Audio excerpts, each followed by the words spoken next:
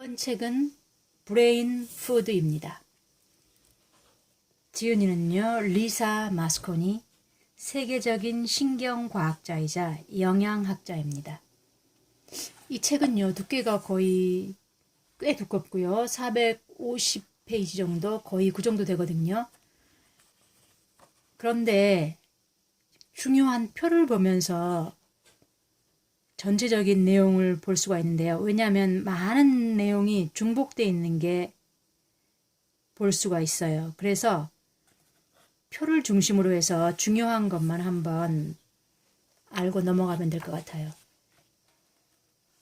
자, 우리의 뇌가 점점 용량이 커지면서 더 많은 에너지를 필요로 하게 되었는데요. 사실상 그 뇌를 이루는 주 성분은 수분이 우리 몸은 60%가 정도 되는데요. 뇌는 한 80%, 그리고 나서 지질, 단백질 이런 순, 우리의 몸은 그 수분, 그 다음에 단백질이 먼저 이렇게 나가는데 뇌는 지질이 먼저예요. 그러면 가장 중요한 거는 수분이거든요. 그래서 탈수가 이 정교함을 유지해야 하는 이 뇌에 매우 위험스럽고요.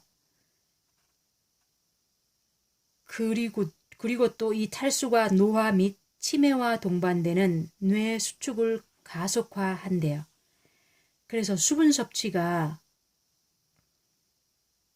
가장 중요해요. 수분 섭취가 중요하다는 것을 그 80%가 수분이라는 거, 이걸 보고 저도 깜짝 놀랐는데요. 이 저자도 또한 하루에 일어나자마자 물 한 잔으로 시작을 해서요. 그리고 하루의 마무리도 허브차 한 잔으로 끝낸다고 하네요. 성인의 경우 약 250리터짜리 잔으로요. 8잔을 마시는 거. 그리고 물 외에 수분이 들어있는 음식 함량이 한 그 20% 정도를 차지한다고 하는데요. 그 수분 함량이 높은 5가지 과일 채소가 표 1번이에요. 자, 과일에서는요, 수박, 딸기, 자몽, 채소는 오이, 양상추, 무, 샐러리 이렇게요. 이렇게 표가 완성되어 있는 것들이 많은 도움을 줘서 저도 지금 표를 중심으로 이렇게 설명을 하거든요. 왜냐하면 이 분량이 꽤 많아서요.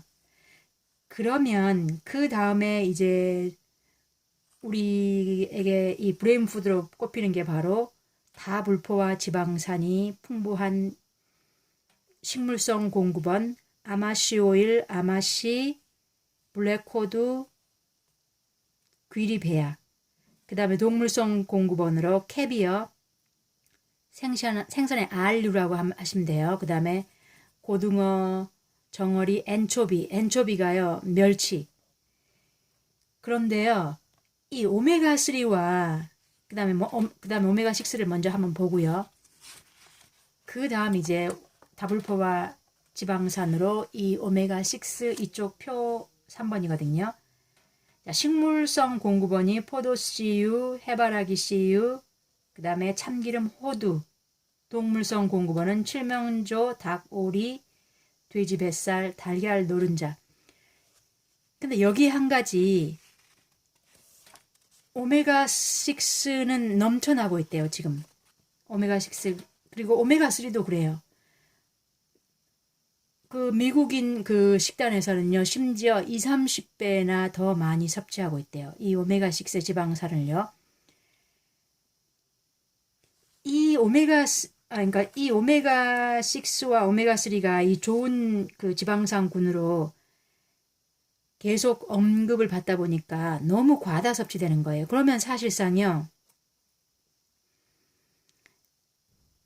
이게요, 염증 유발성과 항염증 인자 사이의 균형에 교란이 발생하면은 쓸데없이 염증이 장기적으로 지속될 경우 뇌 손상이 일어날 수 있고요.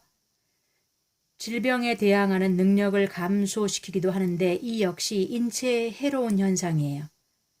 너무 많은 그 다불포화 지방산인 오메가3와 6를 섭취하고 있다는 거죠. 그러니까 사실상요, 하루에 그 포도씨유 이런 거 두세 방울 그런 거면 충분하다는 거죠. 그리고 그 뭐 캐비어 뭐 연어 이런 게 힘들면 그 멸치 이 정도도 충분하는 거죠. 오히려 더 걱정해야 될 거가 뭐냐면은 이게 남용되고 너무 넘쳐나는 거예요. 그 다음 표로 한번 넘어가 보면요.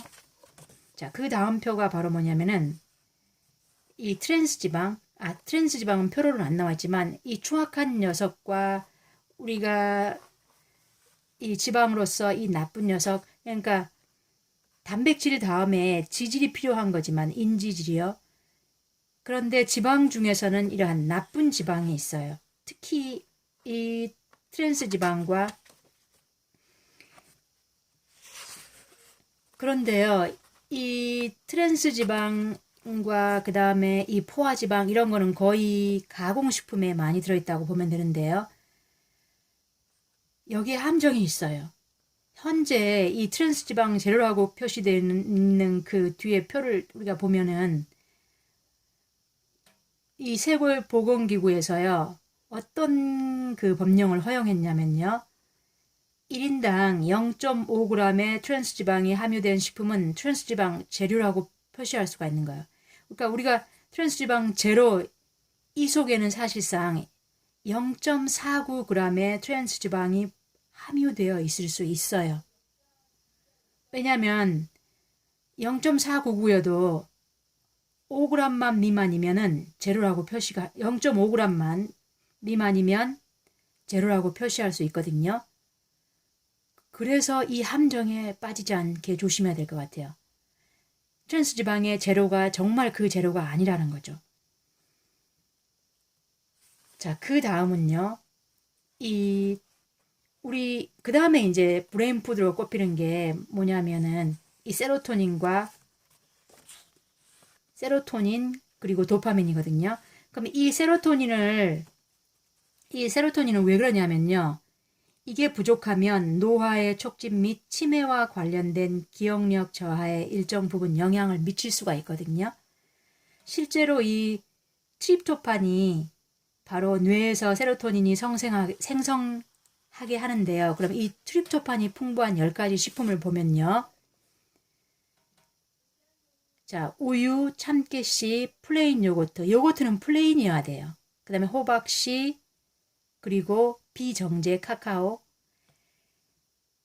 자, 이 표가 바로 이 표 4번을 보면 그 이쪽 순위에 따라서 이 트립토판이 풍부한 걸 골라낼 수가 있고요. 그러면 그 다음에 이제 도파민. 그럼 도파민은 애초에 인간이 그 즐거움을 느끼게 만들어주는 것은 말할 것도 없고요. 문제 해결 및 운동 제어, 행동 습관 동기, 그리고 주의력 기능에 영향을 미친대요. 그럼 이렇게 이 도파민은요, 이 타이로신이라는 이 아미노산을 분해하여 신경 정당 물질은 이 도파민을 만드는데요. 그러면 이 페니랄라닌 공급원의 그 10가지 식품을 보면요. 자, 먼저 동물성은요. 그 파르메산 치즈와 체다 치즈, 그리고 닭고기, 쇠고기, 그다음에 돼지고기, 다리살. 그다음에 식물성은요. 자, 식물성은 바로 대두, 땅콩, 치아씨, 아몬드, 참깨, 호박씨, 그리고 병아리콩, 렌틸콩, 대두, 땅콩이 엄청나게 많아요. 자, 그리고 아몬드, 참깨도 자, 여기 거의 그 1위인 대두에 떨어지지 않게 많네요. 자, 그 다음 표로 이제 바로 넘어갈게요. 그 다음은 이제 우리가 그 다음에 이제 또 당이 필요하잖아요. 그러면 그 탄수화물이 주는 건데 탄수화물도 이렇게 좋은 탄수화물, 나쁜 탄수화물. 그러니까 실제로 글루코스를 얼마나 공급하는지에 따라 구분이 돼요. 자, 그래서 이 글루코스를 공급하는 것이 바로 탄수화물이기 때문에요. 글루코스가 풍부한 이 식품을 먹는 것이 많은 그 밥이나 이런 걸 먹는 것보다 더 그 현명한 선택인데요. 그럼 그 글루코스가 그 풍부한 브레인 푸드는요. 우리가 쉽게 구할 수 있는 파와 양파예요. 그 순위도 보면요. 파, 순무, 키위, 포도, 양파 이런 순이고요. 자, 빵은 통밀빵이어야 돼요. 굳이 이런 그 글루코스인 당이 필요할 때 그 설탕이니 오븐에 익힌 그 수많은 빵들 그런 거를 물리칠 수가 있는 거죠. 저는 파가 글루코스가 88이나 된다는 게 정말 놀라웠어요. 이 표가 저는 상당히 놀라웠어요. 파, 순무, 그 포도, 양파 요 순서요. 그리고 레드비트가 31이네요. 그 다음 표는요. 그럼 콜린 공급원 10가지인데요. 이 콜린은요. 기억력에도 도움이 많이 되고요. 그 다음에 그 우리가 콜린 하면 가장 많이 알고 있는 게 쉽게 그 달걀 노른자죠. 그 달걀 노른자는 100g이에요. 거의 자그마치 682g이나 함유되어 있네요. 자, 그러면은 실제 그 콜린의 그 밀도순에 나타나 있는 이 표를 한번 보면요. 제일 먼저 익히지 않는 달걀 노른자는 더 많네요. 그리고 그 생선의 알들, 그 다음에 쭉 가서 우리가 가장 쉽게 얻을 수 있는 거냐 바로 표고버섯이에요. 표고버섯도요 202예요. 콜린 밀도가요. 그 다음에 바로 비타민 B6로 넘어가면요. 왜냐하면 비타민 B6도 또 매일 섭취해야 하는 영양소거든요. 그럼 이 비타민 B6도요. 천연식품에서 섭취할 수가 있는데요. 그 다음 표를 보면요. 이 비타민 B6는요. 먼저 피스타치오, 마늘, 정어리, 쇠고기, 닭고기, 그 다음에 시금치, 양배추 이런 순으로 천연식품의 순서로 보면요. 마늘 쉽게 구할 수 있는 거는 마늘, 시금치, 양배추가 있네요. 이것도 이 비타민 6도 매일 섭취해야 하는 브레인 푸드예요. 자, 그 다음에 표는요. 바로 세계에서 가장 건강한 그 섭식에서 배우는 교훈이 뭐였냐면요. 자, 오키나와의 해조류, 사르데냐의 올리브, 인도의 커리 등 세계에서 가장 건강한 식단은 언뜻 공통점이 거의 없어 보이지만요. 여기에는 이런 식단에는요. 가공하지 않는 이 신선한 녹색 채소를 늘 섭취한다는 공통점이 있어요. 이 녹색 채소에는요. 자, 비타민, 미네랄, 항산화 물질 이런 걸로 무장하고 있어요. 그리고 특히 그 다 익은 뒤 나무에서 수확한 이 신선한 과일들 이런 거는 훌륭한 비타민의 공급원이에요. 특히 과일 중에서도요. 베리 종류요. 블루베리, 크림베리, 블랙베리, 체리, 딸기, 콩코드 포도 이런 온갖 베리류가 거기에 들어가죠.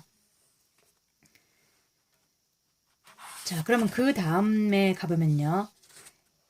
여기까지가 브레인 푸드였거든요. 전 브레인 푸드가 지금 여기까지 210페이지까지였는데요. 여기에 대한 자세한 설명드리고요. 전체적으로는 그 표가 가장 중요했어요. 그러니까 그 표를 중심으로 보면 될 것 같아요. 그 다음에 우리한테 이제 빠질 수 없는 것이 이 푸드 다음에는 그럼 운동이거든요. 특히 이 걷기요. 이 걷기만 해도요. 거의 뇌의 시계를 2년 가까이나 되돌릴 수가 있대요. 2년 가까이나 되돌릴 수가 있대요. 가장 쉽고도 가장 효과가 큰 운동이 바로 걷기요. 그 다음에는요. 그러면 이제 우리가 요즘에 그 프로바이오틱스 도대체 먹어야 되냐 먹지 말아야 되냐. 우리 장에 가장 좋은 것으로 프로바이오틱스를 요즘에 많이 꼽잖아요. 그럼 이 장에 이 좋은요. 그럼 이 프로바이오틱스를 식품으로 먹으면 돼요. 그 식품에는 뭐가 있냐면요. 자, 채소류에 가장 많은 건 먼저요. 브로콜리, 자, 여기 표가 있는데 이 표 중에서 우리가 쉽게 구할 수 있는 거를 한번 볼게요. 브로콜리, 양배추, 마늘, 양파, 그 다음에 완두콩, 그 다음에 콩류가 있고요. 강낭콩, 자, 대두, 그 다음에 과일에는요. 자, 바나나, 감, 그 다음에 무화과 같은 건조과일, 그 다음에 빵은요. 통밀빵이어야 되고요. 그 다음에 견과류, 아몬드나 그 피스타치오, 이러한 것들이 프로바이오틱 식품과 그 다음에 이 프리바이오틱 그리고 프로바이오틱 식품이에요.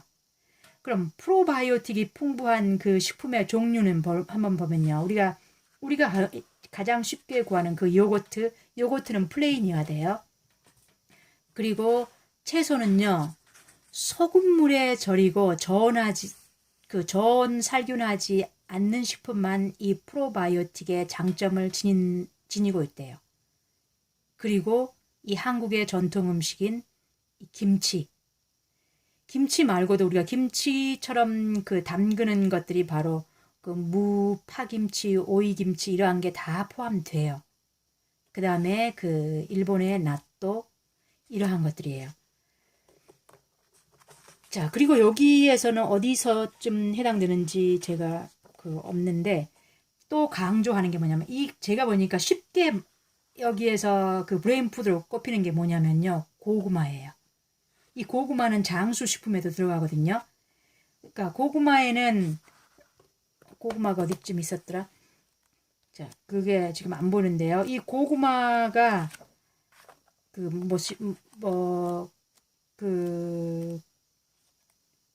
한 끼 식품으로서요.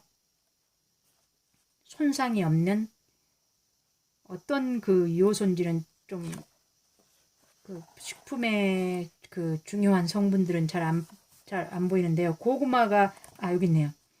이 자색 고구마, 특히 이 자색 고구마는 이 글루코스 함량이 워낙 높아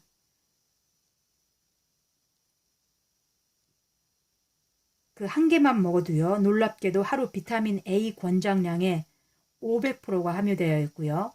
그와 더불어 비타민 C, 망간, 섬유질에 가장 강력한 효능을 제공한대요.